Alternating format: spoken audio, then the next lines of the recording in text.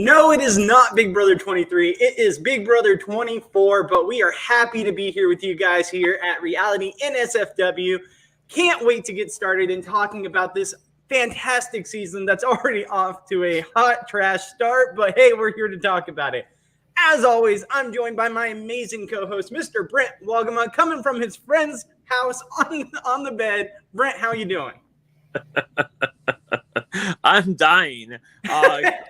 I realized just now that I have AirPods. I can use my AirPods, so I don't have to have you guys screaming, into the abyss here. I'm doing well. I had a facial laser procedure done today in my imminent wisdom on BB Premiere Day. I think I did this last season, I want to say.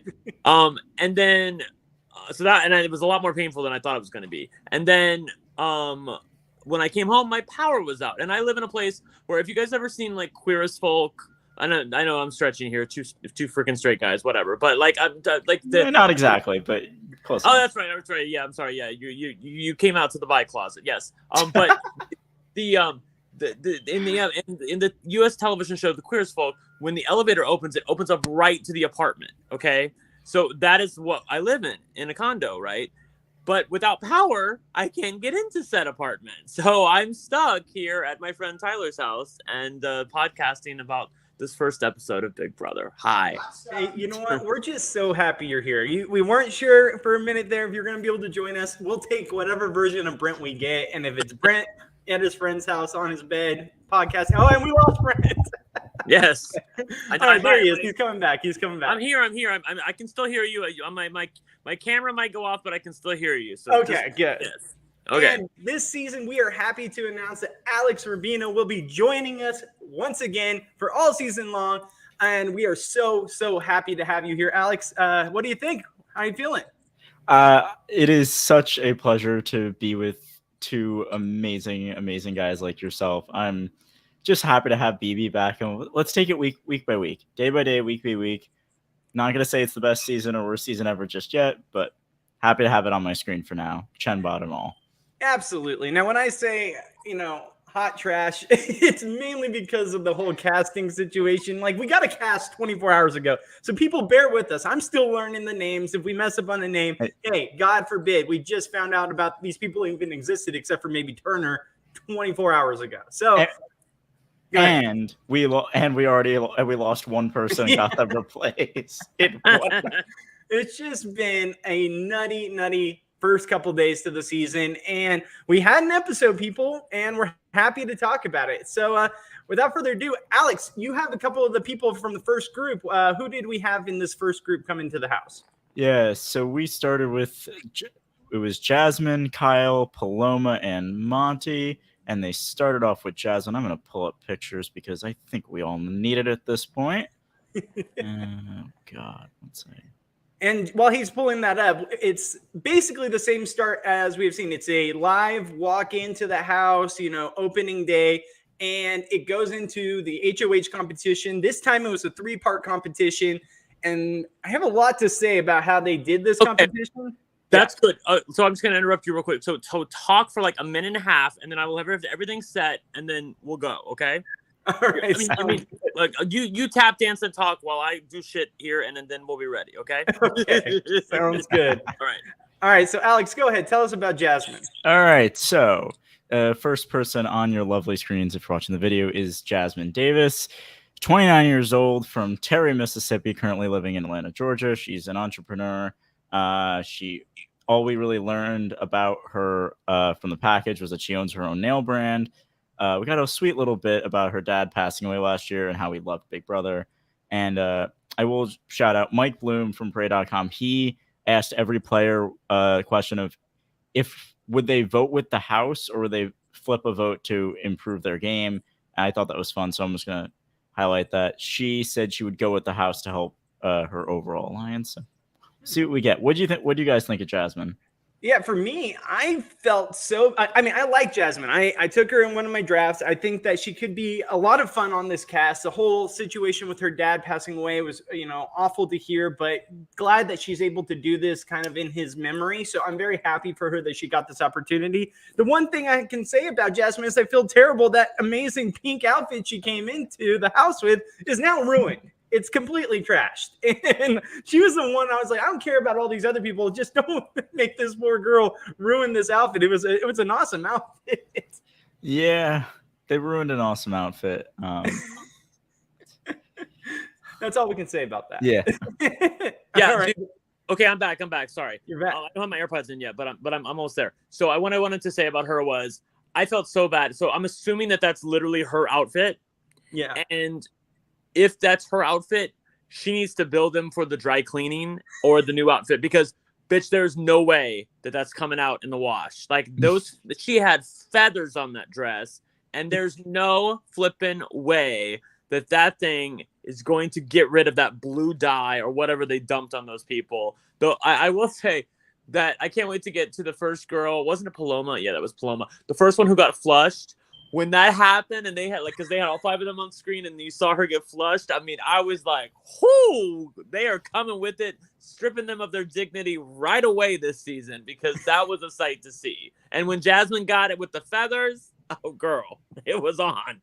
Yeah, I didn't know what to expect. I kind of thought it would be like Nickelodeon goop just that falls on them. But no, they went full bore. They hit them from every single angle possible. Like these people were drenched head to toe in this blue dye goo, whatever it was. And those outfits they're all trash. They're all done. Not Marvin. I'm going to call him Marvin multiple times. Monty is the luckiest guy in the world that he didn't have to get any of that stuff on him. But we'll get to Monty in a little bit. Is he the lucky one, or is it also the people who had to do the other 2 competitions who didn't have to deal with anything? 100%. Like, what were these competitions? Like, that we'll get to it, but that piercing one, what in the world, BB? What the hell was that? I'll be honest. I liked the way they did it. That you had 3 different types of competitions that targeted 3 different skill sets. They were silly, of course, but that's to be expected with Big Brother. And then the 4th was a puzzle. I honestly appreciated the variety of competition. I mean, I guess since we're talking about it, might as well just talk about it. Like, the thing with the piercing tent was I couldn't tell who was correct. Like, I didn't know what they were looking at. Of course, like, that was. I mean. You know, Turner looked like he was getting ready to finish, and then they had the camera on him for the longest time because it looked like he had there were 10 pieces and he had 9 in place, and then he couldn't get the one to stick, and so they kept the camera on him. But I couldn't tell you from Jesus whether or not he had the right layout or not. I guess I'd just take their word for it.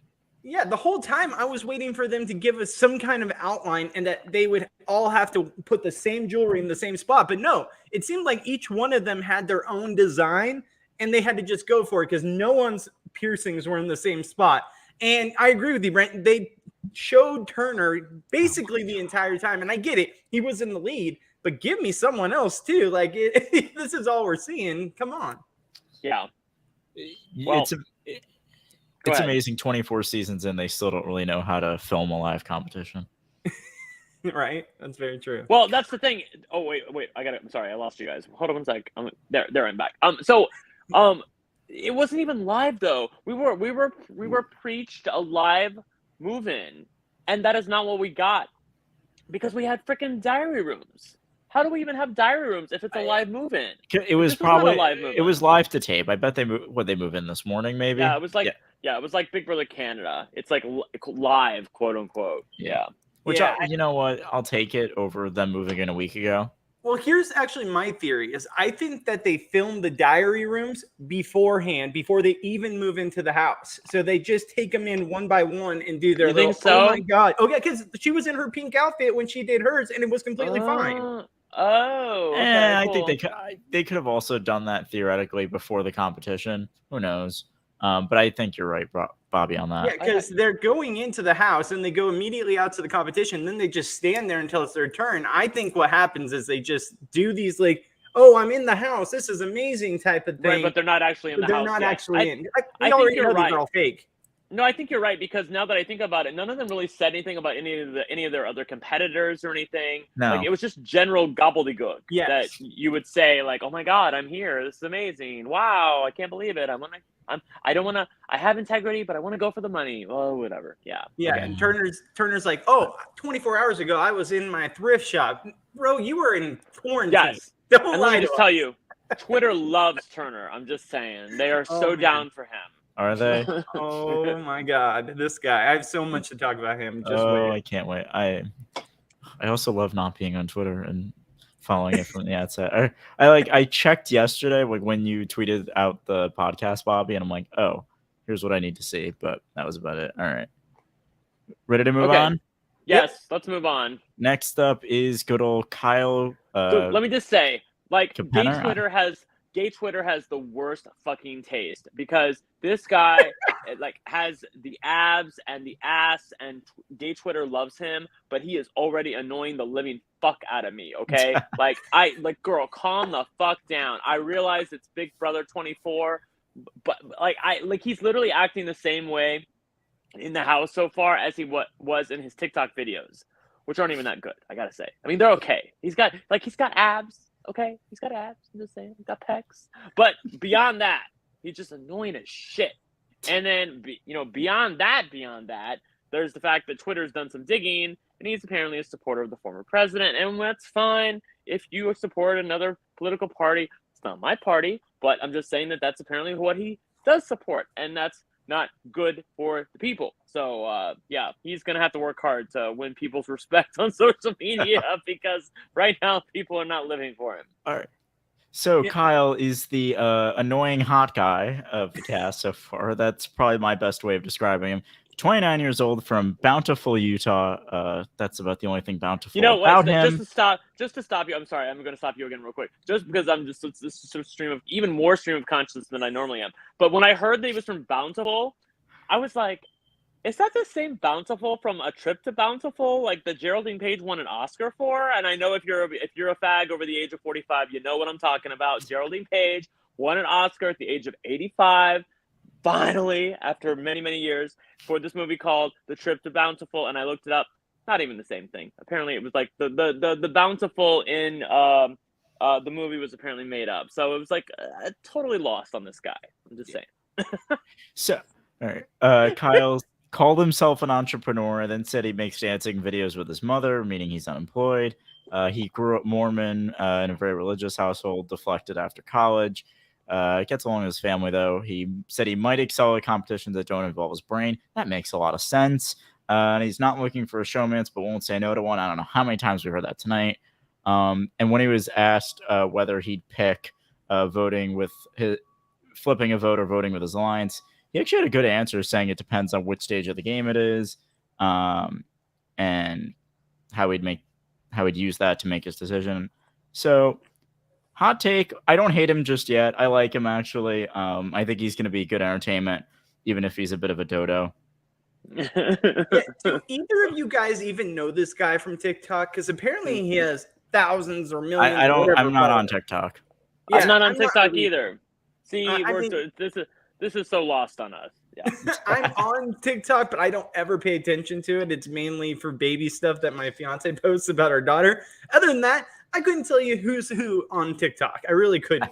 So, this guy, I found him very annoying. He was very much so in your face, trying to be the laugh of the party, trying to be, everybody's funny guy. He's a try-hard. He's a try-hard, and that's what we get with these TikTok stars usually. So I think these people really want to make a name for themselves, and I think that that's obviously why he's here. So I'm not expecting big things this season from Kyle. All right. Moving on. Not expecting much, but you know what? I appreciate his entertainment value. Whoa. So, yeah, 23. The CBS website loves to glitch out, and they haven't updated it yet. All right, next up is Paloma Aguilar. She is 22 years old from San Marcos, California, interior designer. She talked about being business and career-oriented, got a real estate license. She's part Latina, part Greek. She said she might flirt. I think that's a will flirt. And when asked how she flip a vote or stick with her alliance, she just said, "I'm definitely a team player, so I'd say I'd go with the house." Boring. Go to sleep. Boring. Bye. Anyway, I will say she took. So she was the one who got hit with the flush first in the porta potty thing.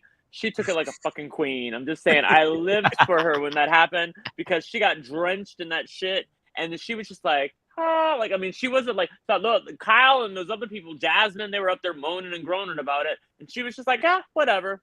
Par for the course. Yeah. Yeah, this girl, honestly, I wasn't paying close enough attention to the rules of this whole competition. So all of a sudden I just see everyone has 2. And I'm just like, okay, how did they go about this? Like, what happens now? And then all of a sudden I was surprised when that thing blasted her. I was like, holy shit, that came out of nowhere. It's like, what did she do wrong? And then it reminded me, oh yeah, this is Big Brother. You're the last one. You get pummeled in your face with shit. But Paloma, fun fact about her, she's actually from San Marcos, which is about 20 minutes down the road from me. No, I don't know this girl from a hole in the wall, but San Marcos girls, I know what they are, and not expecting much. Oh, really? Oh, my. Oh. The San Marcos shade. All right. Hey, I'm engaged to a chick that went to San Marcos College, so maybe I don't know what I'm talking about. All right. Bobby, next. It's like you're trying to get yourself into trouble tonight. All right. She's in the other room. She can't hear a thing. Yeah, sure. That's what you think. All right. Next up is Monty Taylor. He was the guy who won the first competition. The toilet one. He's 27 years old from Bear, Delaware, a state that somehow exists. Personal trainer. He started doing that over the pandemic. He originally got his degree in mechanical engineering. Salsa dancer from his mother. Does many an impression. I don't know if any of them will be good. And thinks he's the perfect package of brawn and brain, which probably means he's the perfect package of going home early. And he said that he would probably go with the house to help his alliance, but actually explains it. Which, you know what? If you're asked a question like that, I appreciate an explanation, even if I disagree with you. Yeah, Brent. What are your thoughts? I mean, I don't. Again, this premiere gave us literally nothing because it was quote unquote live movement, live to tape, whatever. I mean, he seems like an amiable guy. Seems like he's going to be fun. I'm hoping that there's a lot of competitive juice there, that he wants to like go for the win. I am hopeful, or not hopeful. I am proud that Big Brother cast lots of super fans, or not even just super fans, but fans of the show. People who know their shit. People who've seen more than fucking Big Brother 16 and Big Brother 20. Okay, like actually seen some shit. So I'm hoping that these people and him in particular can rise above whatever expectations we have currently and do more. I would like to stop down really quickly here and just because we could save this for the end, but I'm afraid we lose people by the end. So I just want to like stop for a second and just bitch a little bit because I feel like I should have led with this, and then I sort of like with all my technical difficulties, I sort of forgot about it, and then it's come back to me. Okay, can we just stop for 1 second and acknowledge the fact that we have no idea what the fuck is going on? Okay, this week in Big Brother, we have no fucking clue that there's apparently an HOH, and his name is Daniel. And he's going to nominate 2 people. But those 2 people may not even be the people that go home. Even if the veto's used and eventually he nominates somebody else, those 2 people may not be the people that go home. Apparently, 3 people who got nominated by Pooch for the backstage pass, Julie said they cannot be nominated, they cannot compete, but they could. And they can't vote. Thank you. And they can't vote. But they could be evicted. So they can't be nominated. And they can't compete. But they could be evicted. And then at the end, she said, save one of these 3 bitches. Okay? And so we're going to get to save one. And by the way, it's not lost on me that Pooch nominated 3 women. I just want to say that right away. Okay? But we have 2 queens who are going to be up there at the end that we can't save, and somehow they're going to be in jeopardy along with the 1 or 2 or 3 people that Daniel nominates from HOH. This is like, I mean, I'm used to Big Brother fucking with me, but this is like fuckery upon fuckery, Alex. Like this is like and the worst of it is that apparently, see, that's why I had to come on tonight. Because apparently the worst of it is that Sharon Tharp from Twitter talked to Julie Chen and did an interview with her, and Julie Chen said, we're not even going to know what the hell all this means until eviction night. which I'm guessing is next Thursday. I'm guessing they're not going to evict somebody tomorrow. So there's no episode tomorrow. So, okay, thank you. So we're going to be like this for a week where literally probably one of 6 people could go home or something. And I'm just so frustrated about that because I think it's a fun season. They've got a lot of fans in there. It's going to be really great. And then I would once they told Pooch the backstage pass thing that he, was basically safe for the week. He couldn't compete, couldn't vote, but he's also safe. Fine, whatever. But to then make him pick 3 people and have those people be all women just really left a really bad taste in my mouth. And then, of course, that bad taste was even furthered by the fact that we still have no idea what the fuck is going on. Yeah. There. Rant done. Prediction on what they're going to do with this. Okay, please tell me. Yes. My only theory is that they'll vote whoever are the nominees. They will vote like normal, and then it'll be like, not so fast. Here's a competition between the 2 ladies who do not get saved by America, those 2, and whoever gets evicted, and the loser is sent home. That's my pick, probably. Wait, say that one more time. Sorry. They'll do some competition between whoever gets voted out and the 2 people who aren't safe in some way, shape, or form. So you think so somebody's going to get voted out on Thursday night. Yeah. Rather than being straight up evicted, they're going to get to compete to save themselves with the 2 people who are not safe. Yep. The 2 women who are not safe, I should say. And one of those 3 people will be evicted first. That's my best theory. I have no freaking clue. I'm just literally at this point. Agrees with me. I'll take it. I mean, we should have known when Big Brother production decided not to give us a cast till 24 hours before that this whole thing was going to be a shit show to start. So I'm kind of just sitting, waiting, and expecting to get disappointed or at least flabbergasted by how they go about this, and hoping that it ends up being okay or at least bearable in the end. Yeah, I feel like if my theory is correct, I feel like I'm acting the same way I was the last 2 Survivor seasons. Here's the twist. I hope it fails, and then we move on playing a somewhat normal game. Right. I'm hoping that this backstage pass is gone after week 1. Because it probably will be, but I just don't want to see any of these women go home as a result. I don't either. You heard Pooch say as soon as he did it too, he was like, "Oh crap! I didn't realize it was 3 women." And bro, you picked the last one. How do you not know? Lies. He realized it was all women because he was thinking about it. He knew at least the first 2 were women. That guy was sweating his shirt off. Did anyone else notice that? Of course he is. I understand it, and I will say, and we'll touch on it later. He spun it better than I think I expected him to. Well, no. Better than I expected him to, given that tough situation. Yeah. But yeah, picking 3 women, not a good look. All right. Well, he had the 2 easy outs, the first 2 people to fall or lose their competition. And then the last one, all he had to do was pick a guy. That's all he had to do was pick a guy. Pay attention to the competition a little bit. If I'm up there, I'm watching these competitions like a hawk. Yeah. Okay. All right. He had Turner right there. I mean, Turner won it. Right? So. Oh my God. Didn't win the whole thing? What Turner, I wanted him to not do, the whole thing, but he won the. What I wanted him to do was pick the 2 people, Turner and Monty, who they had a chance to win HOH and they did not. They at least had a chance and they didn't. That's what I wanted him to do. But of course, he's not going to do that because he don't want to pick one of his boys. This is the same guy in his intro video who said that I would try to do something to save one of my boys or a girl. He tacked that onto the end, so it's obvious that he's thinking about a guy's alliance. Yeah. Thank God he ain't HOH, so that's all I'll say. All right. Yeah. So we move on. The first 4 meet Julie. I noticed they didn't have their bags, which is a little unusual.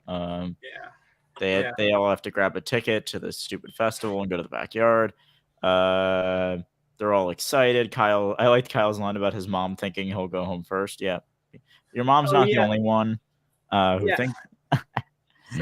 and then, go ahead, Bobby. I was just going to say, also, Kyle was the first one to enter the house. So just so you know, he's not winning. So I know that's been kind of put to bed, but I still don't think he's winning. Yeah. Doesn't matter.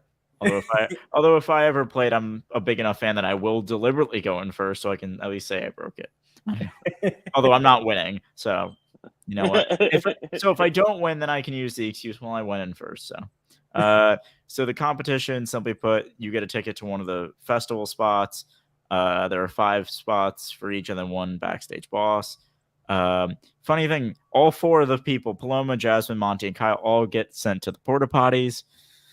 Interesting way to start, I gotta say.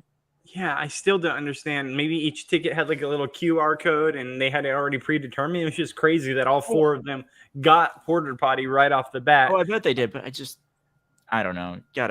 You gotta figure it out better than that. But Yeah, regardless, they switch everything else up. They could do that. And one thing real quick, I didn't get to say anything about Monty. I do want to say this. I don't judge anything off the bullshit intro videos or what we see in the interviews preseason. Like maybe I get a rough idea of what these people are like or maybe their backstory, but that's about it. What I truly like to do is on the first episode or first few episodes, I like to get a feel for the people with how they interact with their other house guests. And you see someone like Kyle who's loud and in your face and tries to be the funny guy. That's not going to win over a lot of the crowd. Maybe a couple people, but I don't think that's a winning situation. What I liked about Monty was he was very coy. He was more so like even keeled. Even keel. He didn't want to be too flashy, and he seemed to, really like be respectful to the other people in the competitions and all that. I just felt good about how he entered. Like there's some people, like you see Jasmine, who in my opinion was very quiet and not really saying much to anyone. Like, I feel like she was maybe nervous or shy. I'd like to see how these people react in the first few minutes because that's generally a tell of how these people might get along with people in the house or who they might get along with. So I really liked Monty's demeanor and how he approached the beginning of the game. What I will say I'm excited for to really get a feel of these people, night 1 feeds. How do they start the game? And we get night 1 feeds. So you know what? I'm annoyed with the twists aren't great. The competitions were stupid, although I still didn't hate them as much as you guys did. We get night 1 feeds. That's what I care about. We get night 1 feeds. Thank the heavens they're doing something right, assuming they turn on. I think they will. On. I mean, how late though? How late will they turn them on? Because they said 9:30 Pacific. Well, and it's not 9:30 Pacific yet. So. No, I know, but do you think? I feel like they're always late. I don't know. Maybe a few minutes. Like usually by a couple minutes later, there was some season recently they were like hours late. I don't know. Really? I don't remember that. Maybe it was a Canadian season. Well, you can't freaking Canadians, man. You can't blame. I want to talk about that. We all know how those feeds go. What if we turn on the feeds at 9:30 my time, 12:30 your guys' time, and all of a sudden everyone's just asleep? Like how disappointing! I know it's not going to happen, but I'm just waiting for the season that like happens, or they all act like it. I think it'd be absolutely hilarious. No, I'm sorry. Like you don't need to tell them the feeds are on because then they start performing. But like, I swear, if anyone falls asleep, I'm literally blowing a horn and being like, "No, get up!" If I'm production, you will stay up for at least an hour. Right. But we'll see. We'll see what they do. I think it'll be if they're asleep. God, this season's in the toilet already. Yeah. All right. But yeah. Oh yeah. Julie talks about the competitions, the game-changing decision. 2 people will hold all the power. 2 people hold all the power. I guess she means the HOH and backstage boss. Backstage, I guess. Yeah. Okay. Yeah. Whatever. Waste my time more. All right. Yeah. We go back. We cut from commercial. We get the second group, and we don't get that Alyssa. We get this Alyssa from Florida. All right. Alyssa Snyder, 24 years old, from Sarasota, Florida, marketing representative, works in the beauty industry. She's also a poet. Her family loves Big Brother, and she said she wants to be friends with everybody, but not afraid to make big moves.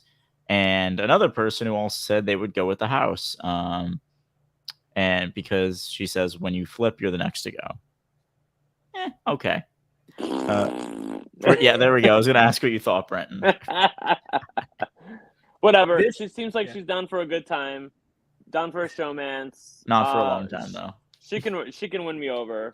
I mean, I'm hoping she picks up the game as it goes. So whatever. Like, I mean, people say that sometimes, and then they surprise us. People surprise us sometimes, and then of course sometimes people don't. So whatever. She seems like she has fun energy. So And she's also in danger the first week because she was one of the. Oh no, sorry, she's not. I'm sorry. Or was she? Did she? Yes. Did she, Yes, she's in danger. She's in danger. Okay, sorry. It's who? So it's Paloma, Alyssa, and Brittany. Alyssa, and Brittany. Amanda, right? Brittany. No, Brittany. Brittany. I don't know why I Brittany, said the belly dancer. Did you Belly see? By the dancer, way, yeah. did you see when he said the blue dress and Taylor stepped forward and then he's like, "Oh, the belly dancer," and Taylor was like, "Oh, he wasn't talking about me." Like she was doing a good job there. Oh my! I thought he was picking Taylor, and I'm like, no, don't you dare pick Taylor. No. Yeah, I know, right? Oh what I'll say about that. Alyssa though is, I mean, she seems like she could be cool. We'll see, but like listening to her interviews, and I know I don't judge a lot of things off these interviews. I just said it, but her interview question answers were literally 10 seconds most for almost every single question. Like it was, oh yeah, I'd probably choose my best friend or whatever she said. You know, it was like right. There was no in-depth conversation in these answers, and it was killing me. Yeah, she doesn't seem like she's one to explain things, as we may or may. No, we've got Brent back. Okay. No, I'm here. I'm here the entire time. Look, yeah, when I go it just goes in screen, and out. I got you. I can hear you and talk to you the entire time, but when I go off screen and do something else on my phone, then it makes it look like I'm not here. But Yeah, I'm gotcha. here. He's here. If I'm not here, I'll just disappear totally. So yeah. Yeah. All right. We know, Brent. All right. We'll know in 5 seconds whether you're gone, because then we just won't hear you. Yeah. All right. Next up is our HOH. It's Daniel. Daniel Durson, 35 years old, from Ontario, California, currently in Las Vegas, Nevada. He's an Elvis performer in some way, Elvis trivia artist. I think that's what he said. How? He doesn't look like Elvis. Like, I've seen the videos of him. He definitely looks a lot different than he does now. And I wonder if that whole Elvis impersonations, like they're not allowed to do Elvis weddings anymore. Does that also carry over to like Elvis impersonators? I don't know, but man, this guy might be out of a job. They're not allowed to do Elvis weddings anymore? Yeah. What do you mean? What do you mean? Elvis, okay, I might be far off on this, but there was a whole thing that just came out where in Vegas, they're not allowed, probably everywhere, they're not allowed to do Elvis weddings anymore. That's completely dumb because the Elvis estate basically sued or did something to where they're not letting anyone impersonate Elvis because they don't have the rights to his likeness. So people think it's because of the new movie coming out that they're just trying to, get all the money from it and stuff and not let these other people make a dime off of it. So I don't know if this carries over to entertainers, and I don't know the whole backstory, but that's the general gist. Okay, cool. Interesting. Okay, well, Daniel, not Elvis Durston, says he can adapt to any person. He's been a fan since day one. Won't tell them he's a super fan. And he said, when it regards to flipping a vote or not, I'm going to do whatever works for me. Yeah. I feel like I might be like the only person that actually likes Daniel. Like, I like him too. There's so many people that I feel like have been shitting on the poor guy. And I honestly, I really like this guy. He seems like a super fan. I mean, I felt it when he was in the diary room before, when they were walking in, and he just started crying. You could see the tears running down. He's like, so this is where all the greats were. Like, I feel like that would be me if I was ever on a season. Like, it is so hard. He's been applying for many, many years, and he finally gets his opportunity at the age of 35. Like, I feel for him. I do. Like, I just get a little sense of myself in him there. So I totally can relate to that. And I'm happy he won. Anyway, I am too. I will say this, though, that I am slightly annoyed that, and I said this on Twitter, I'm very slightly annoyed that Bobby, you, Alex, or no one I know is on this season of Big Brother. I'm just saying, like, that I'm really fucking pissed that I know no one that's on this season of Big Brother. I'm kind of used to, like, at least like halfway knowing somebody. Like the closest person that I know is Michael, because he's a fan of Sequester. He's a fan of OG Sequester, like from back in the day before it was even a live series. So he follows everybody that I follow. And his boyfriend does too. So like that's about the extent. But I never met him. I never talked to him. I think he tweeted about Spencer one time when Spencer made it to the finals. But that's about it. Like, like it was not even tangentially. Doesn't follow me on Twitter that I know of. And so I know no one on this cast, and I'm kind of bitter about that, if I'm totally being honest, because usually I have some connection to the Big Brother cast in some way. And even though I'm a little narcissistic about it, sometimes it's nice to kind of root for your own. And I know none of these people. Yeah, honestly, that shocks me because I'm like, first off, Me too. When are we going to get a season that has a live feed podcaster or an episode podcaster or something? It is honestly every season I go in. Never. Okay, am I going to see someone from RHAP? Am I going to see someone from NSFW? Am I going to see someone from the podcast world? Well, we talked had about that Big Brother. in Big Brother. We had it in Big Brother Canada 6 when Kirsten got on, and then Yeah, they totally fucked her US. over. Yeah, I know, right? I have to say, it shocks me. I really did think that Amon was going to be on this season. I know I was tweeting about it, but I really thought Amon was going to be on this season. But then I talked to Amon. Like I sent him a message and was like, "Girl, stop trying." And he was like, "No, really, I'm not on. This is me." And I'm like, "Oh shit." But yeah, I mean, girl, Amon, one of these seasons you're going to get on. You're too amazing not to get on. I have no faith in production to put somebody who talks about this show with any regularity on. I'm at the point. I think if they I'm kind of with you on that. I think if they figure it out, which I would say, they can definitely, but apparently they didn't figure out that a guy was in America's Got Talent. Thank you, Marvin. We can talk about that later. What the hell? Oh my God. But yeah, I feel like they would figure out that like one of us have talked about Big Brother and have, as a result, have criticized it, and they'd be like, no, not happening. But I haven't even applied yet, so I would think that they would want someone. Like I would think that they would want someone eventually because it'll bring people in. Even people that maybe watch Survivor but not Big Brother know who these people are from. Remember Nicole Anthony? When she played All Star, she was a podcaster. That was the closest thing I ever got. This was after she had already been on the show, and that's a totally different thing. Yeah, but like it was the only mention they ever made of a podcast in any which way, and they did very, very minimal. So I have no faith in them. No faith in production. What else is new? But Daniel, getting too much hate. He's fun. I hope he does well. But yeah, okay. I will say this second group of people was really strong because right after Daniel, we got Taylor. Taylor, blue dress and all, but not the blue dress that got picked. Taylor Hale is 27 years old. She loves blue. She does love blue. From West Bloomfield, Michigan, a personal stylist. So she talked I will about, say this. I'm sorry. Oh, go ahead. Sorry, I interrupted you. Sorry. Okay. Her package. She just talked about selling an $18,000 suit with diamonds. She works in a field with a lot of men, so she has to establish confidence to get them to respect her. She was Miss Michigan last year. She plays tennis. And another one who actually gave a really in-depth answer when asked whether she'd flip a vote or not, and talked about how her answer would change depending where she is in the game and what the jury is like and all that. So she is awesome in my book. But Brent, what are you going to say about her? I was going to say the same thing, that she's awesome. She seems to know her Big Brother history. She understands that Daniel Reyes lost Big Brother 3. Yeah, sorry. It took me a second. 3. I was going to say 2. 3. Step it up, Brent. Because the jury wasn't sequestered. Like not just anybody knows that, okay? People like us know that, but not just anybody knows that. So the fact that she knows that, it fills me with so much joy. I will tell you, though, as much as I love her, that my friend and I, who I'm staying over here at his house while my power is out, we both said the same thing almost at the same time, which was, we didn't love her smile. It's kind of beauty pageant fake. And there were times where people were acting normal, and then you look over at her and she was like, I saw that. I'm like, it looks like she's frozen. Right? And I'm just like, girl, loosen up a little bit. You can't be this much of an ice queen. So I don't want her to I don't want people to, I'm down to 20%. She's I don't want people to think that she's like a mean girl, because she needs to have some heart.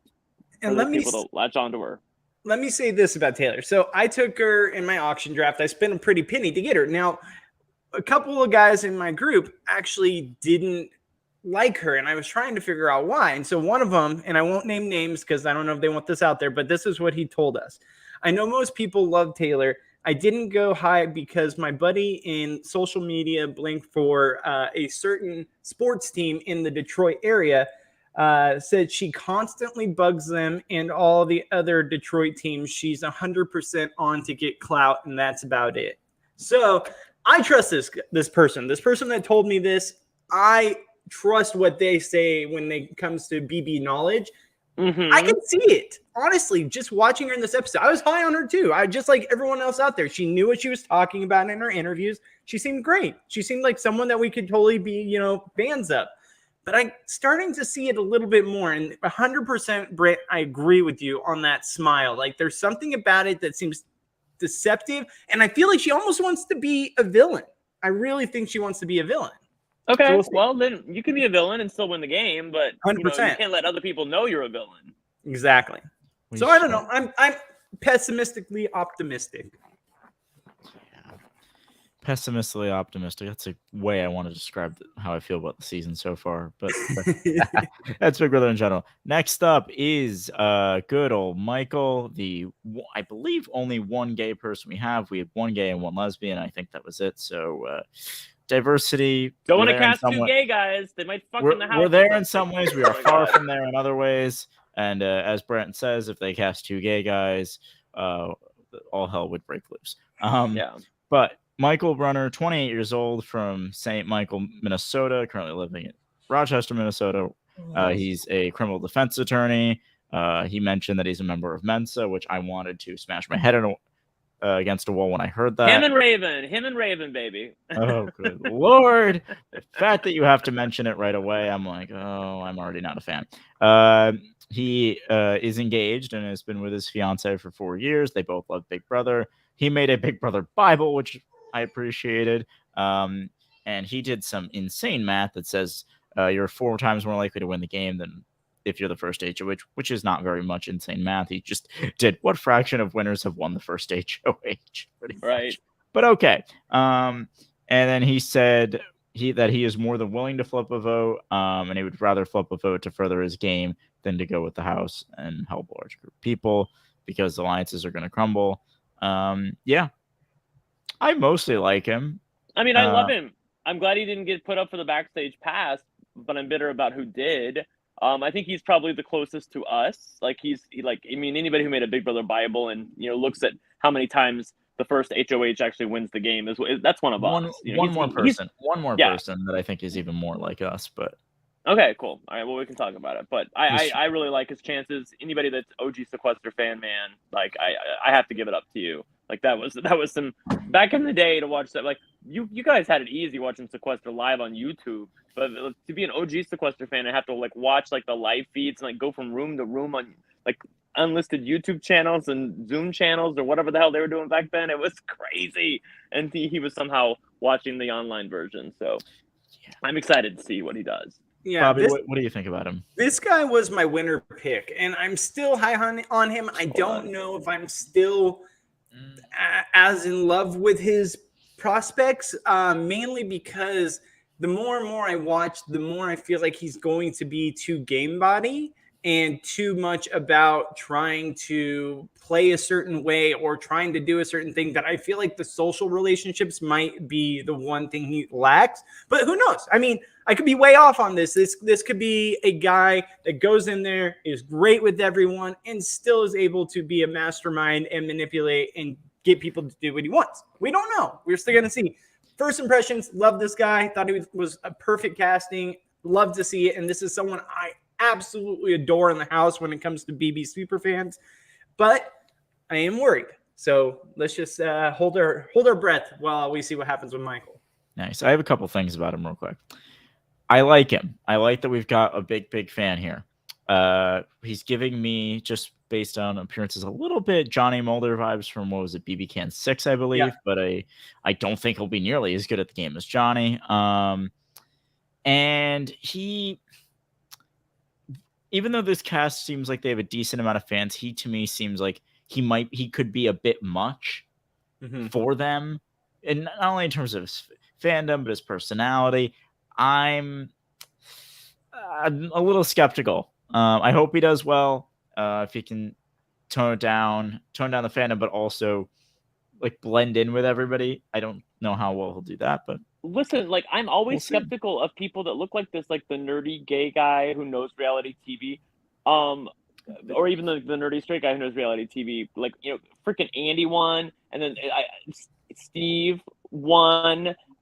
Kevin from Big Brother Canada. I was like, I mean, that guy was like should have been out first. Like the way he was interviewing and like what he was telling us and how big of a fan he was and like the way he was like villainizing himself, and yet he ended up winning the game and probably playing one of the best games ever in the history of Big Brother Canada and Big Brother overall. So like I'm just not gonna bet against these people anymore. I'm just not. Mm-hmm. Yeah. Also, this guy looks almost identical to my little brother. He's the same age and everything, and it's honestly kind of creepy. So one of these times I'll show you a picture of my brother.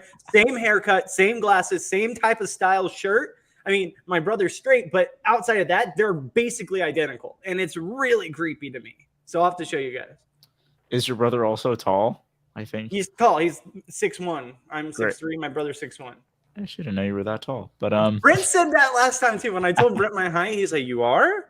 I'm a slouch or something over here. Yo, you're 6'2"? I'm 6'3". 6'3". Oh wow, I just haven't. Bobby, I'm gonna ask you a question, and don't get mad.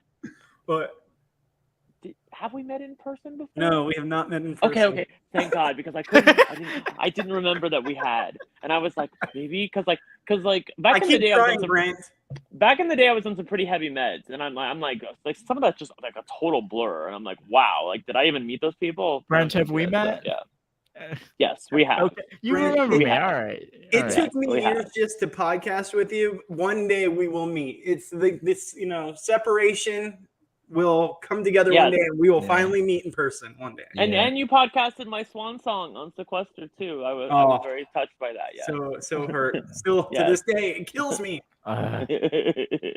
Yes. Hashtag bring back Sequester, by the way. Yes, right. Exactly. Thank you. Maybe let somebody else do it, but you know what? Bring Sequester back in some way. Well, maybe it might come back. You never know. Brent saying something. Okay. Brent's got some inside info. Yeah. I have Whatever. You guys need to not be on in the Midwest and the West Coast while I'm on the East Coast. Like we got to make something work. All right. Yeah, East Coast, Midwest, it all blurs together for me. It all blurs together. Yeah, exactly. Just come to New York. I don't know what to tell you. Whatever. All right. Can we move along? Yes. I want to talk about indie. Okay. So what's funny is after these four, like they talked to Julie. Julie asked them very awkwardly if they've been briefed on what to do. Don't know why that was in there, but it felt fitting for Julie. They enter the house. Daniel says it's bigger. Taylor's like, she's like excited where she can be bad and evil. Okay. Michael, Alyssa, and Daniel get sent to the merch stand. Taylor gets sent to the piercing tent. Nothing else. All right, we move to the third group of people, and we start with actually my favorite person on this cast so far, and that is Nicole. Nicole, is this the lesbian? Yes. This is our lesbian, because if we have two, the whole sky will fall. I know, right? So she seems fun. I think that Twitter was not into her initially because basically it was being reported that she was a cop, and you know how Twitter feels about she cops. Was a cop. You said it. I know. But she's like, that was like 10 years ago, right? And like she's like a lesbian chef now or something. Yes. Yeah. She's not going to tell people that she was a cop. Okay, that's a good idea. Good idea. Yeah, very good idea. I like how for hers they actually put how to pronounce her last name. It's just funny to me. No one else has Hold that. on. It says pronounced Leog. Oh wow, cool. Yeah. Yeah, first time and I think only time we'll see that. Nicole, 41 years old from Fort Lauderdale, Florida. She's a private chef. She gets along with men and women. She was a police officer for 10 years. She went to culinary school while being a cop. She's watched Big Brother with her mother since day one, and we had a little touching story of how her mom was recently diagnosed with cancer, and that's giving her motivation for the game. And when asked about how she would vote, she said she would end up going with whatever her alliance goes for, whether she has to be the one vote that flips it or she has to be the vote that goes along. She'll use that to her advantage at the beginning and then look out for herself later. We'll see. I liked her. I kind of wish she won her competition. She did not, but she seems like fun. Yeah, I like Nicole a lot. I think Nicole could be very good. Now, I think the biggest hurdle she has is she's 41. She's the second oldest house guest in the house, only behind Terrence. But I do like her. I think that being a cop, she kind of knows how to deal with different personalities. She has to deal with those when she was in, the police force. She had to deal with different types of personalities every single day. So I think she has an idea. And the fact that she's a private chef, if she's had to deal with anyone in the kitchen, my Lord, you can deal with some real personalities in the kitchen working at any restaurant. So I absolutely think that if someone's going to have a great social game in this game, I believe it's going to be her. I really, really see her doing well in this game. And I'm waiting before I make her my winner pick because I think I just like her right now. Okay. I don't have a lot to say about her. No, I don't have a lot to say about her, but I'd like. Can we move on? Let's move on. Yeah, we got to get moving. I'm with you. I'm running out of power. To cover. Yes, you have no power. I'm on the East Coast and have to work in the morning. So. And I got a baby that needs to go to bed, and Mom's gonna kill me. Yep. All right. Okay, I got a lot to say. Oh, here we go. I love that they put it on the website as Matthew Turner. Turner's 23 from somewhere in Massachusetts. He owns a thrift store. He's a rug artist. He made a Big Brother rug. He's a very hippie guy. He thinks his adaptability will help. Gave an actual detailed answer about how he would vote. At the end of the day, I talked about playing for himself. And yeah. Okay, but before Bobby goes, I just want to say really quickly that my friend and I had the same thought when this guy came on screen. And I had the same thought when I saw that he was cast. How does someone this ugly get on Big Brother? I want to know that, okay? Like, seriously, he is ugly as shit, okay? Like, he really is. I'm not playing. Like, he is, like, with the little, like, prepubescent mustache and the two-tone hair and the scrawny looks. Like, it's just literally awful. And then to find out that he's, like, a really terrible human being on top of that. Is he? How do you... I'm literally like Davon from Big Brother 17, where she's like, this is who you lay with? Like, how Big Brother, this is who you lay with? I don't understand. Someone clip that, put it on Twitter. I get why I don't understand. I wish I had a soundboard, but I get why he was cast. Why? I get, because he's an idiot. They need the resident idiot. I guess. Am I wrong? I don't see one bit of brain cell in this guy. Okay. And I'm kind of with you. He doesn't look very great, but that's whatever. He's an No, there's no brain cells. He is an assault to my eyeballs. I'm just telling you. All right. Bobby, can you talk about him, and then I do want to know what the whole controversy with him is. Well, there's multiple controversies. Oh, fantastic. Right? So, first off, if you aren't privy to the whole stuff with his sister had a very detailed tweet thing put out, basically telling about what a trash human being he is, how he was horrible to her, how she has mental problems because of him, and all this stress because of him, and that he's basically tortured her. She doesn't seem like the most graceful piece of, person out there. I'll keep it that way. Keep it PC. She doesn't seem very graceful herself, seeing some of the comments she's made on social media. So I'm not really, going in her direction. I'm kind of just saying it sounds like their parents raised a couple pieces of shit. Sounds like exactly. It sounds like they're two horrible human beings. Okay, go. Yes. So first off, what'd you put up here? A cross between Joe Exotic and Joe Hi, Kim. I love you. I love you, Kim. Queen Timotina. Yes. Now, one thing about this guy was when his sister did post this, someone put in the comments she said, "I can't believe his hair." I laughed out loud when I saw this, and someone put a picture of, oh my God, I'm going to butcher her name right now. JoJo or whatever from BB14. No, Jersey Shore. What's the blonde and brown girl? The blonde hair and brown. Oh my God, what's her name? Someone help me in the chat. They basically posted a picture of her next to him, and it was like dead on, and it was absolutely hilarious. I am totally blanking on her name, and you'll know exactly who it is when someone. Oh, JWoww. Thank you, Tracy. JWoww. They showed a picture of JWoww and him, and I was dead when I saw that.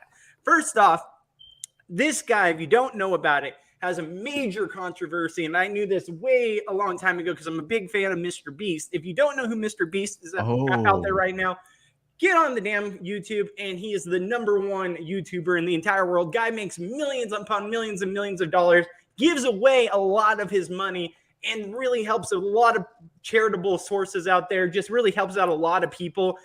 He came up with one of the best ideas I think anyone could ever come up with for a YouTube channel, and is doing absolutely amazing. They say he'll be the first billionaire on YouTube. I digress. This guy apparently worked for Mr. Beast, and after he left Mr. Beast, he went on YouTube and basically trashed Mr. Beast, saying he was a terrible employer, that he abused him, that he said all these mean things to him, that he called him a bunch of derogatory slurs. I won't get too much into it, but it turned out that this guy was kind of full of shit, and a lot of people called him on it, and he couldn't show any proof of that. And I had watched multiple YouTube videos about this even before I knew he was on the show. When I first saw him, I was like, God damn, that guy looks familiar. I know this guy from somewhere. And then as soon as I pulled up on Twitter and found that, I was like, oh, it's this piece of shit. This guy is an absolute trash human being. If you watch his stuff, he is just dog shit lying. He does it all for clout. He just tries to get famous, and it honestly ruined his YouTube career. Now no one watches his stuff because everyone knows him as an absolute liar that was just trying to defame one of the most generous YouTubers. And yet he made it onto Big Brother. Yeah, of course, because this is exactly what they want. They want people like this. Okay. What amazes what the CBS producers have shown me this season, honestly, this may be a new low for them. They don't know how to Google. I'm sorry. When I have one, maybe not even at the final 60, but they should literally, before they do anything, why don't we Google every single name? You could even have an intern do it. Listen, right? I had never heard of this guy from a hole in the wall, and I already think he's an idiot. Now I think he's a real piece of shit. Makes sense. Google, we would have had 2 problems averted if they had just simply used Google at any point. At any point. I will say this though, God. I kind of want him to last a little bit on the show because I want to see him get just annihilated by people when he comes out after jury or pre-jury, and then people just lay into him because I know his true colors are going to come out. It's only obvious it's going to happen. Yeah, but you don't manifest that because then he will make it to the end of the game. Will he win? I want him to dig himself the biggest hole. He could. I think he's already dug a pretty big hole. Get him. I want him to get epically blindsided. I don't care if that happens first or last. Just get humiliated and blindsided. That would be fun. I need fun out of this guy because clearly he's a complete bozo. By the way, so make a fool of yourself and then go home. Alex, can you put up the comment from Lori Lyon from about 15 comments ago? Because yes. when I said what I said about Matt, Turner, this is what she said. She goes, why does everyone have to be pretty to be on Big Brother? Why can't you give him a chance? Okay, let me just be clear. You don't have to be pretty to be on Big Brother, but you cannot be this fucking butt ugly. You cannot be. It does not work that way. There are plenty of people on this cast that are not what I would call conventionally pretty. They are fine. I'm gonna watch them play Big Brother, and they may win. But I do not want someone who looks like this, who is literally like piercing my eyeballs, and then on top of that is such a shitty human being on top of it with a simple Google search of social media or Google. I cannot. I'm sorry, Lori. I'm with you for the most part.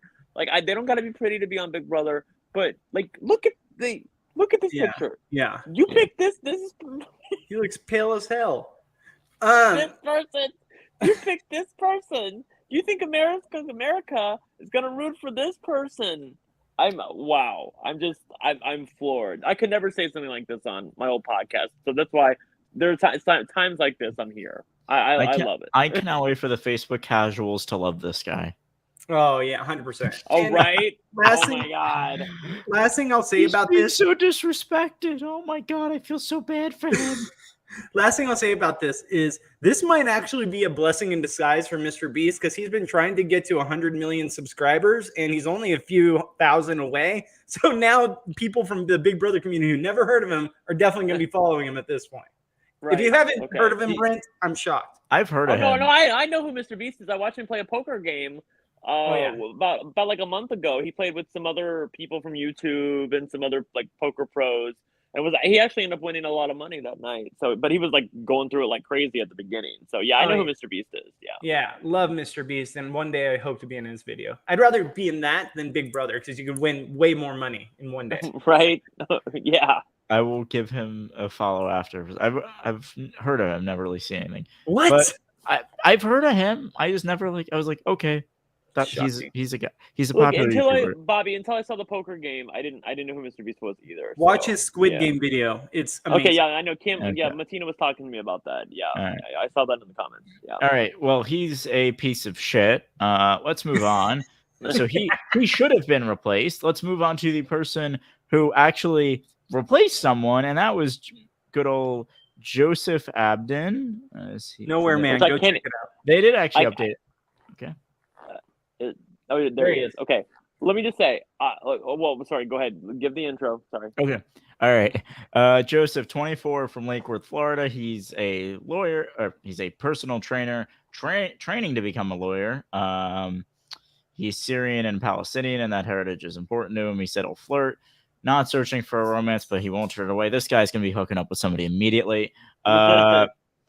He said he'd probably go with his alliance, but at the beginning, we'll go with his alliance and figure it out from there. He's fine. He's cool. Look, I think he's going to be a lot of. I do love the Arab representation. Yes. And I really think this guy should have been on the cast from the get-go. I don't know why he was a fucking alternate. Because this is the guy who was. Because we needed Turner. I know, right? Oh, we needed Turner. We had to have Turner. Oh my god. So like apparently there was a guy named Marvin who was on America's Got Talent. So the story is correct, right? He was on America's Got Talent, and he apparently that was less than a year ago. And if it's less than a year ago, you're still under contract with them. So he's under contract airing with right NBC. Now. Like it's airing right. It's airing as we speak. Wow, crazy. Apparently, so he's under, and apparently CBS didn't know that, which again, the simple Google search would have told them that, but they don't know. So they cast Marvin, and then they get Marvin was out on social media for a couple hours as on the cast of Big Brother, and then they quickly gave him the hook and said, "Congrats, Joseph, you're on the show," and that's what happened. Either that or he tested positive for COVID, but more likely the AGT thing. I think it's the AGT thing. Yeah. Now, the production should hire all these internet sleuths who are able to find all this out. Because seriously, like, it's amazing to me that they don't have one person like this on their production team that can find this stuff out. You don't need a person dedicated to this. You don't need a sleuth. You need somebody who knows how to use the internet and type each name into Google. You can even copy and paste it. You don't need to know how to spell it. Type their name into Google. It could take you, you could do the whole cast in half an hour. Okay, well, let me say this about Joseph. God. This is what I have to say about Joseph. Now, outside of his, heritage, and I love that that's being represented, this is my physical impersonation of what I think his game's going to be like. For those of you listening, Bobby went to sleep. Well, we'll see. Boring. He does seem a little boring, but he's very, very pretty. And he seems like he's going to be very picky when it comes to food. So, like, I'm very intrigued to see what happens to him in the Big Brother house. He works out every day. Every day. Listen, I've waited long enough. Can we talk about Indy? Because I don't know how much longer I can be here. Can we talk about Indy? All right. Brittany's next, but we'll get to her later. No. We need to go Indy. I'm looking for her. There she is. She is. Yeah. Okay. Indy Santos is 31 years old, from Sao Paulo, Brazil, currently living in LA. She's a corporate flight attendant. She's a super fan of Big Brother Brazil. She said she's fun in Portuguese. Will that be in English? Who knows? She won't be able to keep her mouth shut. And her answers were very short, just saying she'd go at the house and help everybody else. Okay. Brent, go for it.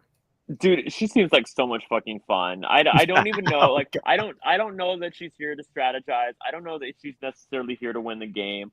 All I see, and this is maybe my own bias, but I'm just owning it. All I see when I hear her talk is Ave Maria and the train wreck that she was. Yep. So, like, I'm hoping that that's what we get, because I watch Big Brother for two reasons. I watch it to see people play reality TV and social strategy, but I also watch them to just have a fucking good time and make me laugh. And I'm hoping that this girl can do that because she seems like she's got all the goods to do that. And if she can, like when she was hanging on that freaking they called it a t-shirt, but really they had handles. When she was hanging on that stuff, and I thought like she was hanging for a while. Like I thought she actually might have a chance to win it. And then like the interview she gave, she just seems like she's like literally there for a great time, not a long time, and I'm here for it. I'm just so here for her energy and for her fun. And she just every time she was on screen, she made me smile. So I'm here for it. Yeah, she's gonna be feisty as fuck. I can already tell, and I love it. Like I saw Kim say that. Our Abby Maria, Brent, you said it. That's initially my first impression was this is what Big Brother has been wanting for the longest time. It's their version of Abby Maria. And I hope that's not just because they come from the same background. I just think that they are very similar the way that I've seen in her interviews and stuff. I can see a lot of Abby Maria in her, but she just seems like she's going to be so much fun. I can't wait. Please, for the love of God, say she doesn't go home early. Okay, Kim is bringing it tonight. She has one more line. She says, but Kyle has his Brazilian fetish and might put a ring on it. He'll try. He may try. I bet she's shooting it down in 5 seconds.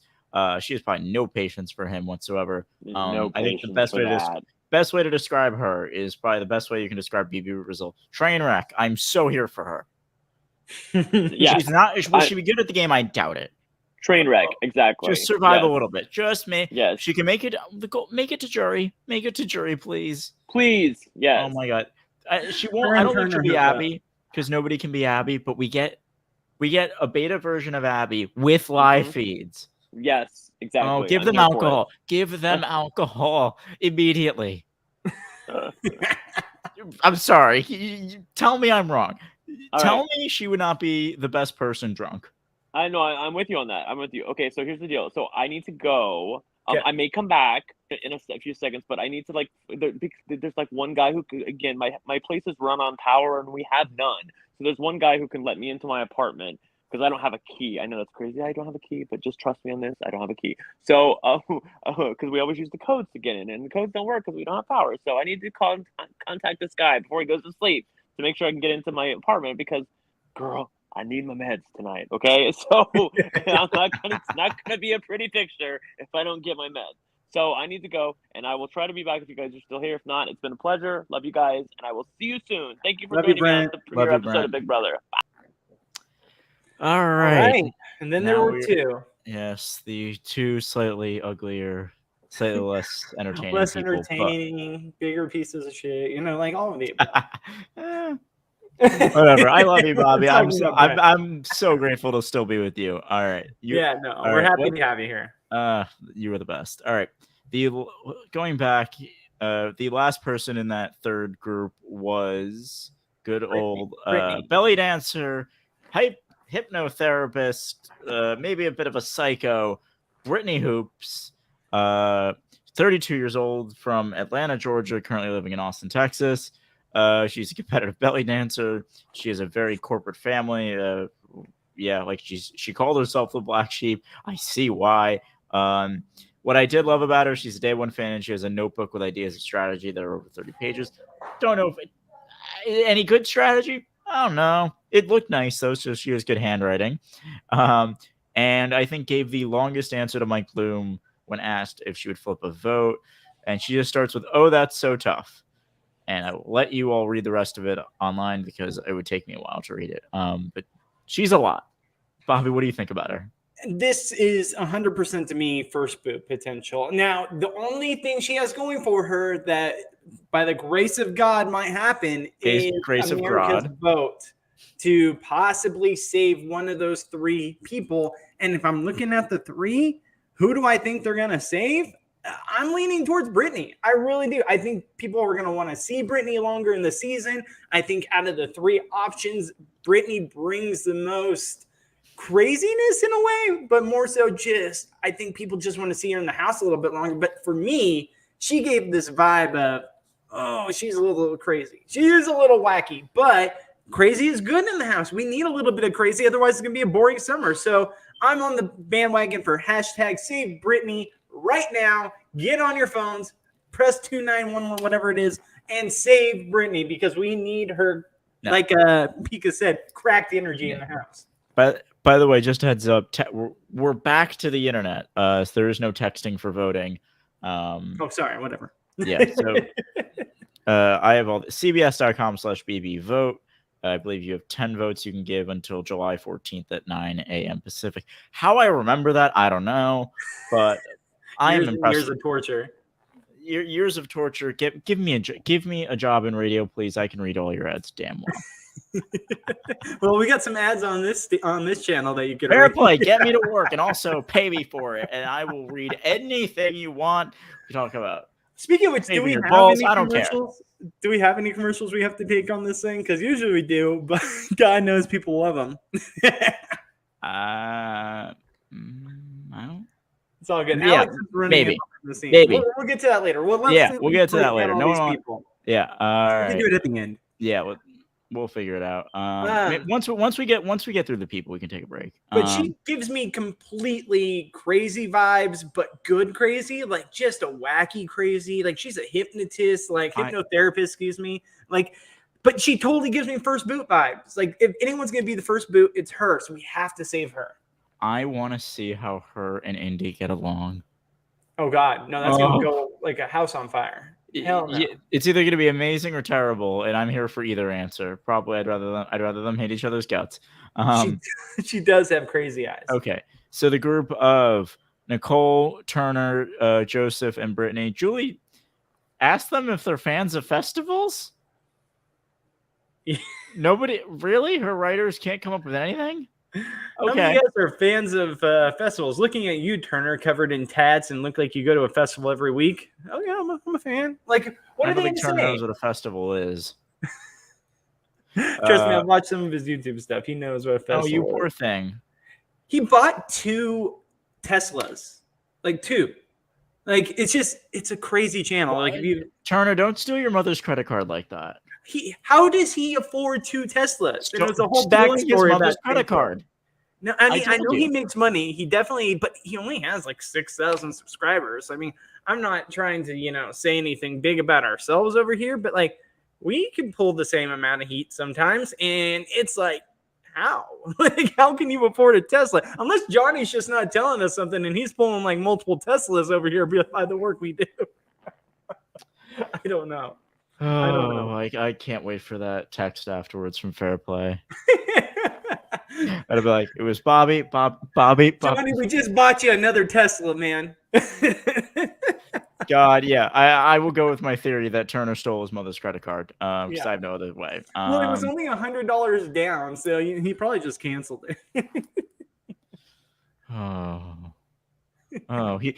He's the guy who goes to the Tesla dealership to test drive it. The salesman realizes, I have an idiot, so I just tell him, it's $100 down. You got, and then he's like, Mom, I can get a Tesla for $100. This is great.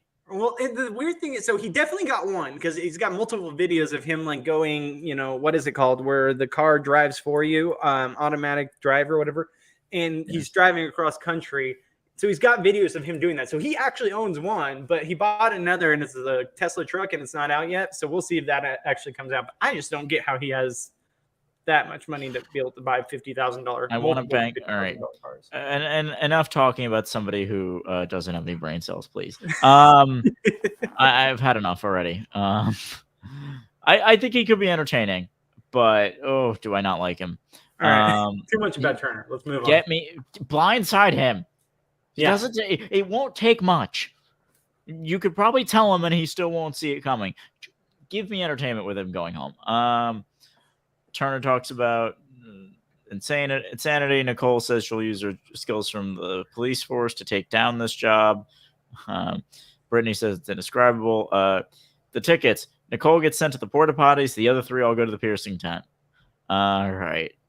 Well, real quick, one thing about Brittany. Do we think she'll actually hypnotize people to get what she wants in this house? Like, at what episode do we get that scene of her not telling someone she's doing it, but secretly us, the fans, know what's going on? Like, I feel like we're going to get that at some point this season. It depends how much she wants to jeopardize her business, because if she does that, nothing will happen, and then she will potentially be out of a job because. Well, I don't get how could she get in trouble for that? Like if it's like No, a joke or something. not be out of a job. I just don't think people are like, oh, she's fake. Which I mean, with all due respect, I think all of it But is then fake. what if it happens? Stop. She might become a multi-millionaire. Stop. God, if she hypnotizes you, I need a new co-host.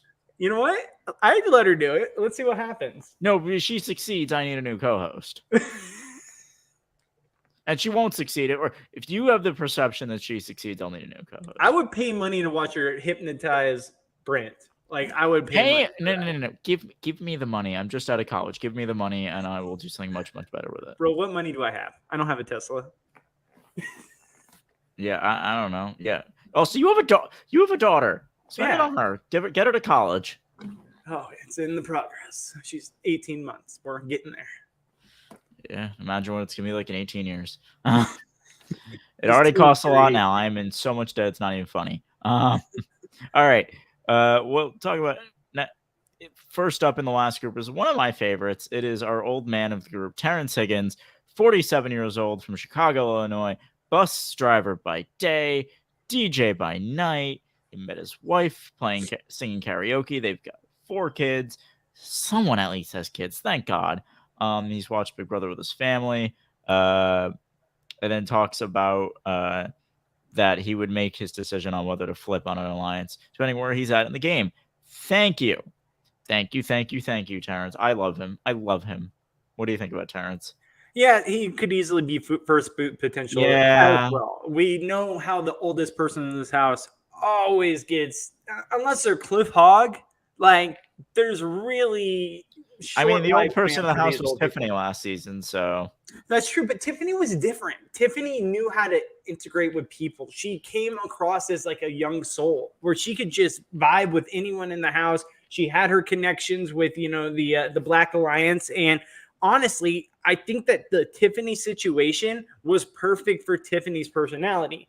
But then you have other people like Steve from BB20 or whatever it was. Yeah, you got it. He is just the old guy. He doesn't fit in anywhere. You have to be somewhat of a young soul to interact with these kids. You can't be almost a parent figure because that's just never going to play right. Like Cliff Hogg was even the older guy, but he was playful. You have to have that vibe.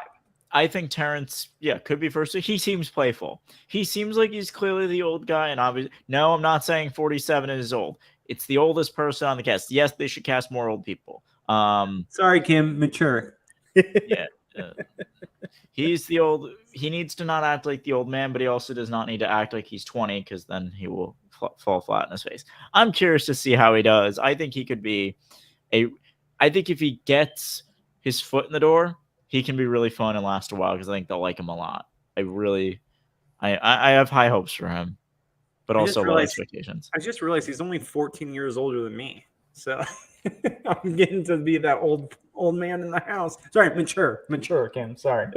You're the mature man. I think you are younger than. Oh God! Wow, I did 3 not people. realize You're that. younger than 3 people in this cast. Yeah, it's crazy. It's crazy. Oh God, it's crazy. Why, Big Brother cast the. Don't cast all 20-year-olds. I'm sorry, I am one. Don't cast all 20-year-olds. They're stupid and drool everywhere and are idiots. If it was 30s, 40s, and maybe 1 or 2 people past 50, that would be absolutely fantastic. In my opinion. A couple people in their 20s. Get me an 80-year-old man again. I need an 80-year-old bitter man who wants to scream and call people Judas. I need that. I need an old lady from wherever the hell. It can be New Orleans, it can be wherever, that is batshit crazy. Give me multiple of these people. My God. 47 should not be the old man. Sure, he can be in the upper half, but no, do not make him the old man. Get me old people are fun. I know a lot of them don't apply, but they have to have some TV gold in there that's above the age of 40. Yeah. Here, Alex, we're going to have to speed round this. I got a baby staring at me. Yes, all right. Speed round. Okay, we got 2 to go. And all right, one of them, 2 more bozos. And then we'll just quickly go over the competitions and everything leading up. Yeah, I mean, there was not much else in the episode, and there wasn't much at all. Next, God, stupidest name I've ever heard. Sorry, Pooch? Really? How dare you? Okay, How we've got dare my I? good my good friend Doug Pooch. Doug, he used to go by Pooch back in high school, and Doug is a avid Big Brother fan who listens in love here. him. Now, Doug, I've you're never great. referred to him as Pooch. Yeah, no, I ain't referring to him as Pooch either. Hi, That's Doug. I hilarious bet that you're you told great. me that. I'm sorry. Oh my God. You want me to take you seriously and your name, and you're calling yourself Pooch.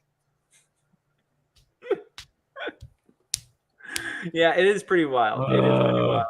Hey, I will say this. God. The last assistant football coach for a college team did pretty well last time he played. Dan. Wasn't he a head coach? No, he was an assistant coach. Was he? Yeah, I thought it was high school. No, wasn't he a high school coach? So not No, college? he was an assistant coach at Michigan State. Was he? Mm-hmm. Oh.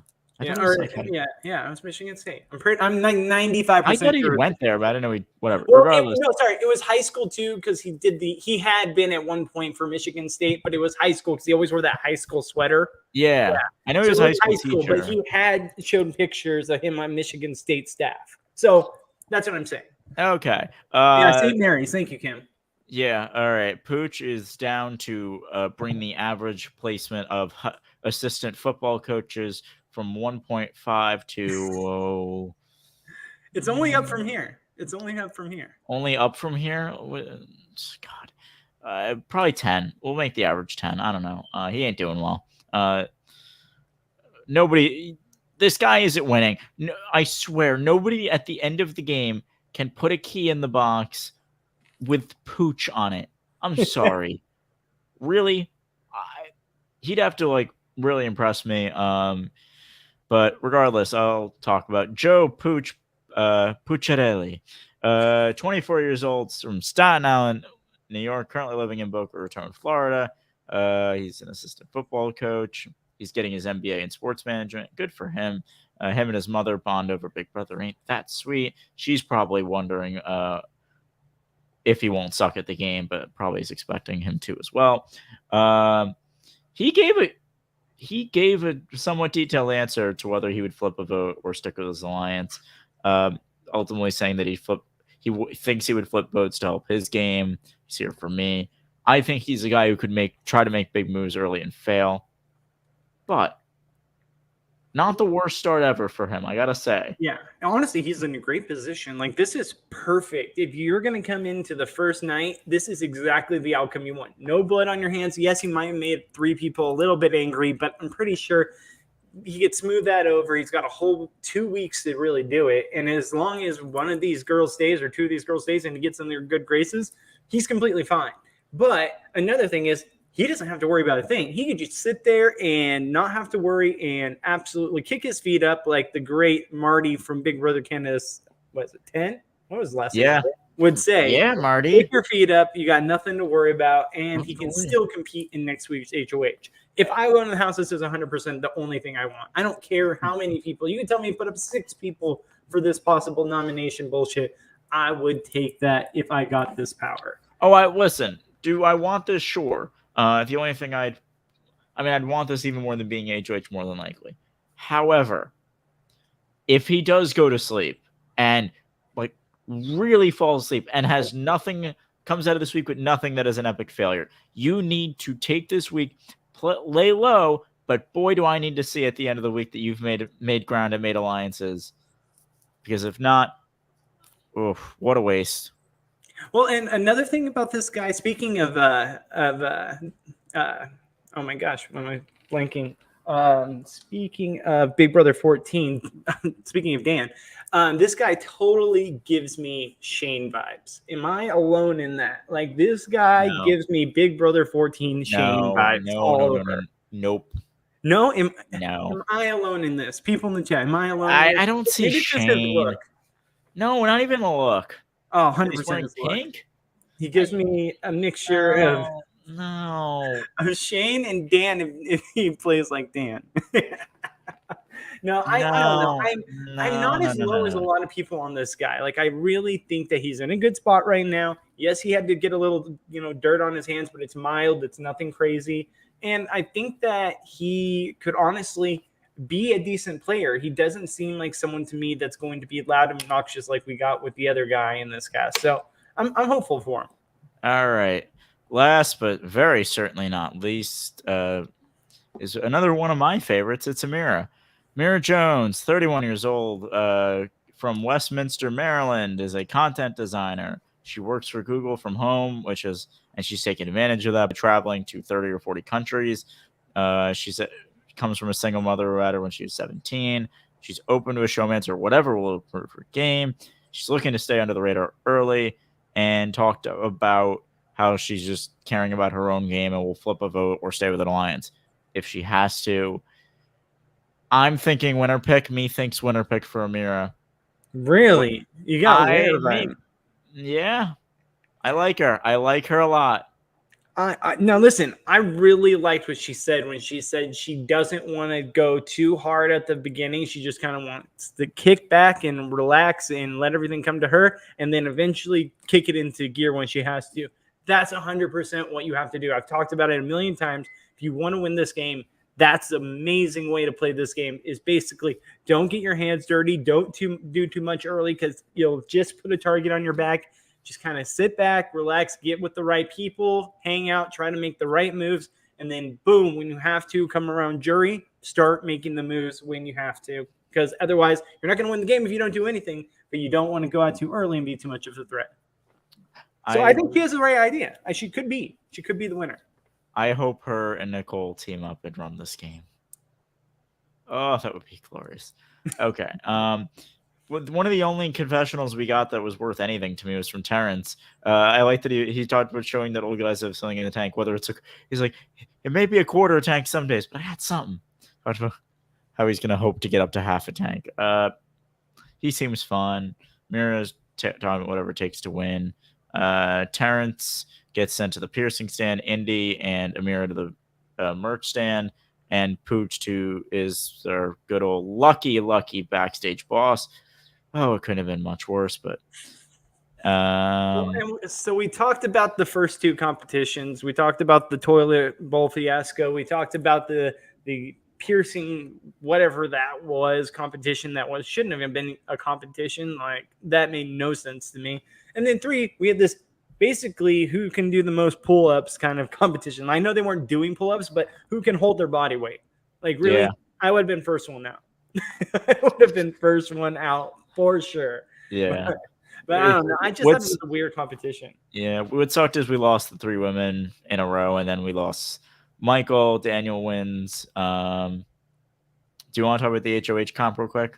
Yeah, and one other thing about that hanging competition is, what if we would have got 2 guys that could have hung up there for 45 minutes? Did the show account for that? Because, yes, it's live to tape. Of course they accounted for it. Still, I'm just saying, it was just kind of interesting to me. Well, I don't actually, you know what? I won't put it past you, because the producers of the show don't show that they're not the best at that whole thinking game. Yeah. Yeah. So it was very interesting to me, the process of that. Here we are, Bobby. Here we are, killing our chances of ever being on Big Brother, because somebody's going to tell Allison Grodner that we don't love her to death. No one from production is watching this, especially now that Brent's gone. No one from production. Somebody. If we get through the casting process, they'll learn how to Google and they'll find one clip of us ranting about production and be done. I feel like they would want this shit. They got freaking Turner and all his shit, his controversies for talking shit. They would love this stuff. They don't know that, though.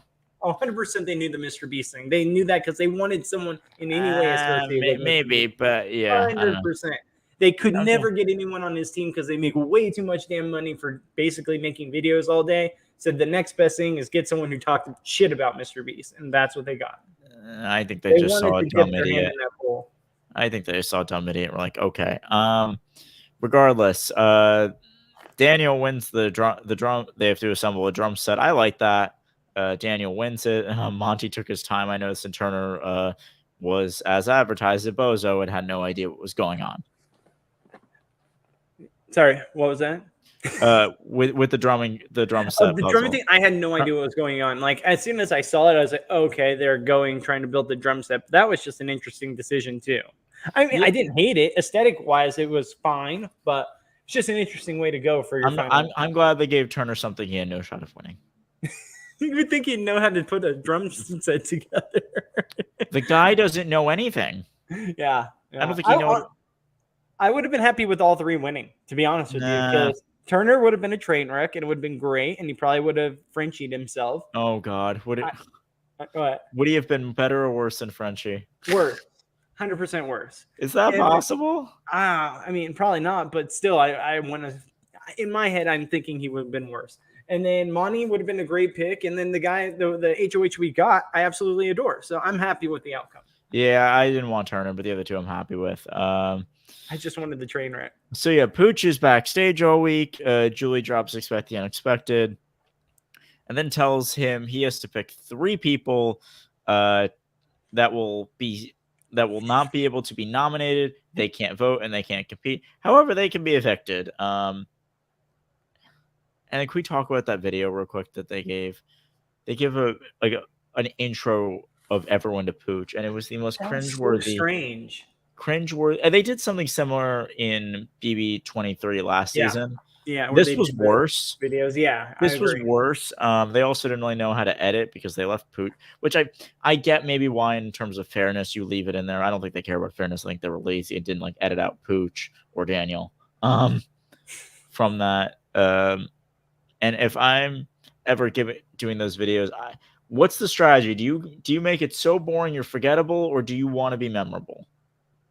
I feel like forgettable is the answer. I'm forgettable 100%. I would just be so boring.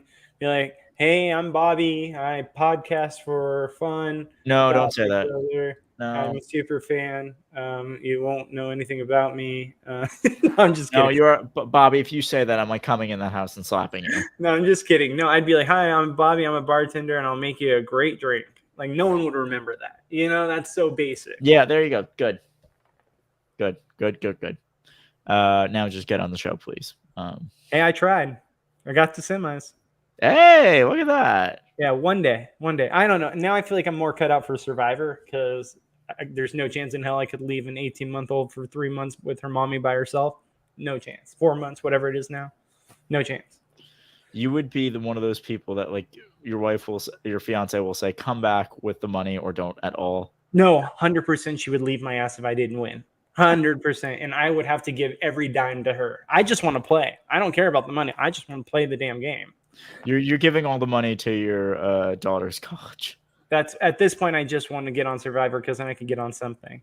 Okay, and if you win the game, remember who helped you out with podcasting. Hey, by the way, for all of those who need a little info on casting, if you want to apply for Survivor, I've been told by many Survivor players you need to apply in August. That's when they do the most casting. So August is right around the corner. So all those interested, and I might be screwing myself because I'm putting out a video too and might go against me, put it out in August. Send it in August. That's when they do a lot of their research. Yeah. Just little heads up. All right, Kim Matina, bring it again. Hi, I'm Kim. I eat mayonnaise. Nice.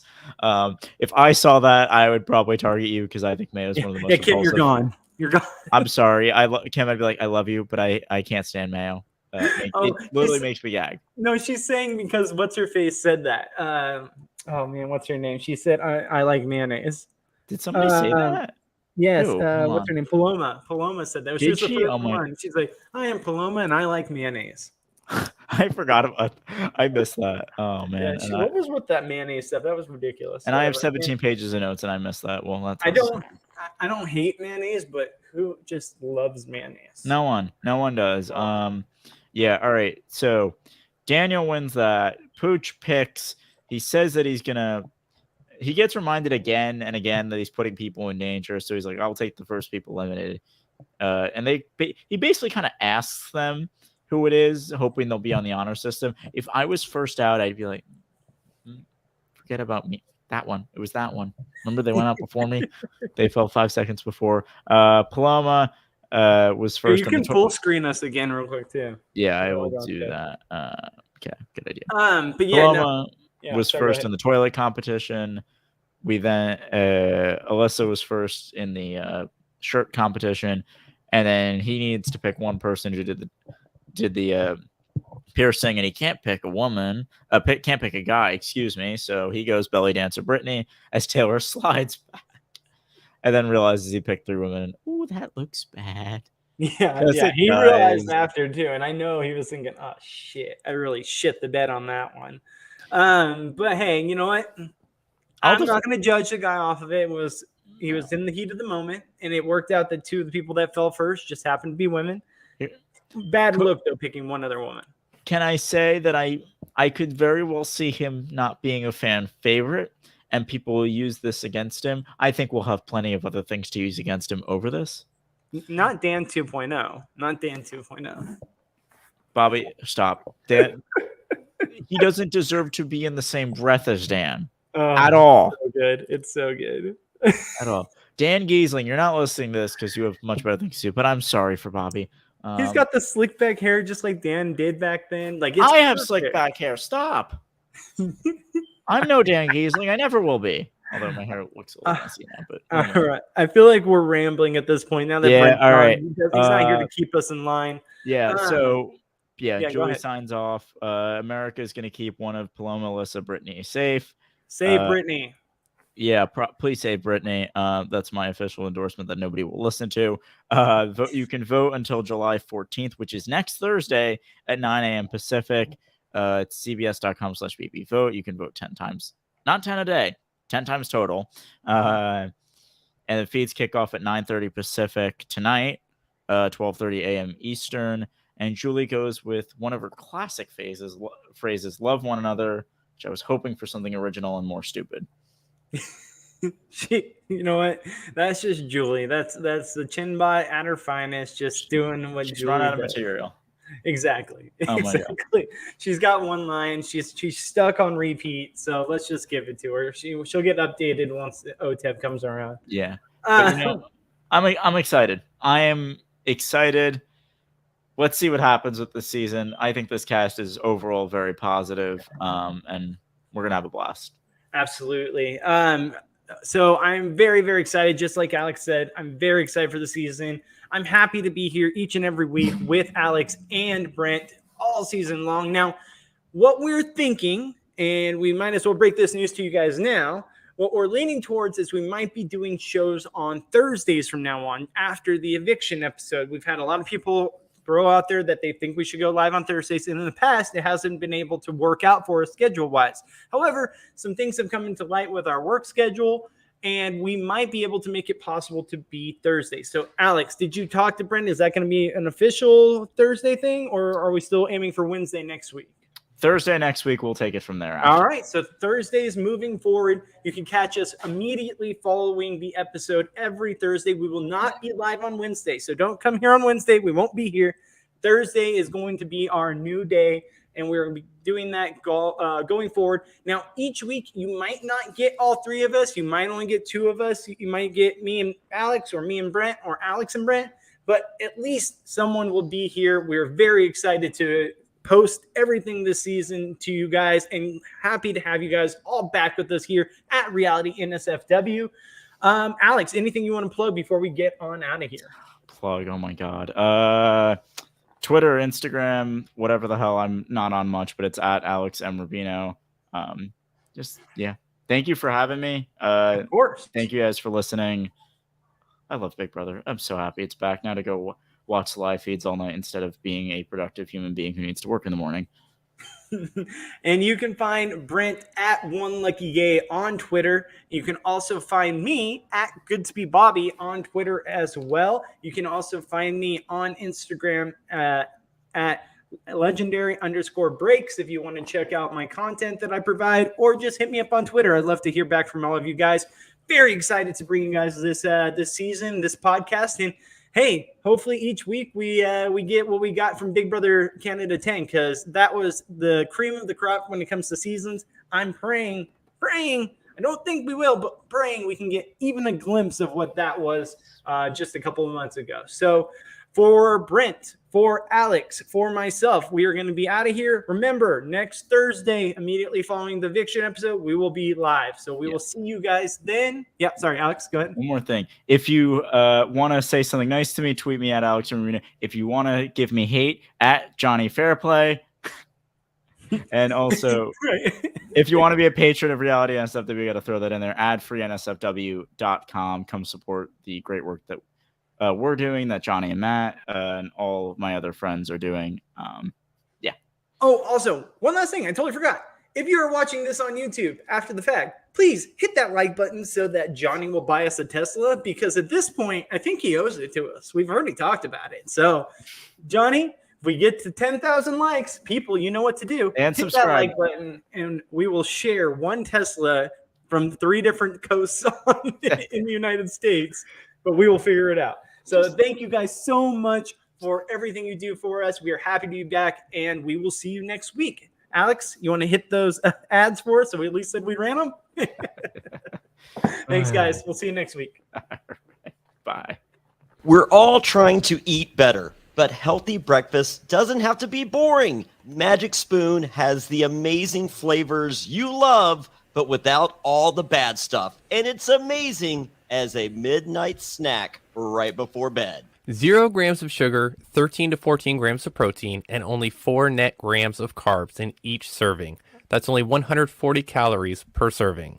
It's keto-friendly, gluten-free, grain-free, soy-free, and low-carb. And build your own box. Available flavors to build your very own custom bundle are cocoa, fruity, frosted, peanut butter, blueberry, cinnamon, cookies and cream, and my favorite, maple waffle. Now, Magic Spoon recently brought back their 2 super popular flavors, cookies and cream and maple waffle. Thank goodness. But they're back permanently.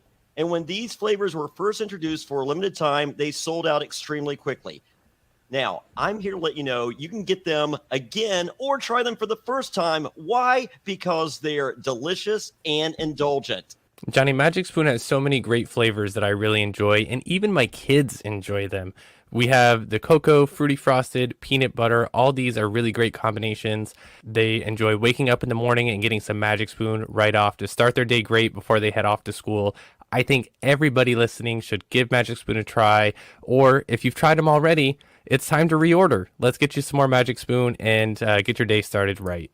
Hey, when I finish a podcast late at night, the first thing I'm thinking is not sleep. It's let me grab a delicious bowl of Magic Spoon before I go to bed. So go to magicspoon.com/survivor to grab a custom bundle of cereal and try it today. And be sure to use our promo code survivor at checkout to save $5 off your order. And Magic Spoon is so confident in their product, it's backed with a 100% happiness guarantee. So if you don't like it for any reason, they'll refund your money, no questions asked. Remember to get your next delicious bowl of guilt-free cereal at magicspoon.com/survivor and use the code SURVIVOR to save $5 off. Thank you, Magic Spoon, for sponsoring this podcast. Thanks for sticking with us through the ad break.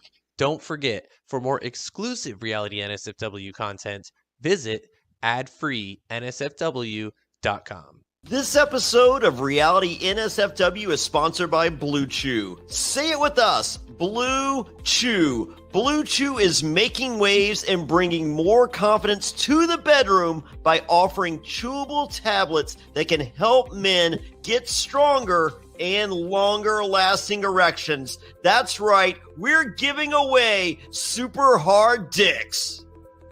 Blue Chew is a unique online service that delivers the same active ingredients as Viagra and Cialis, but in chewable form and at a fraction of the cost.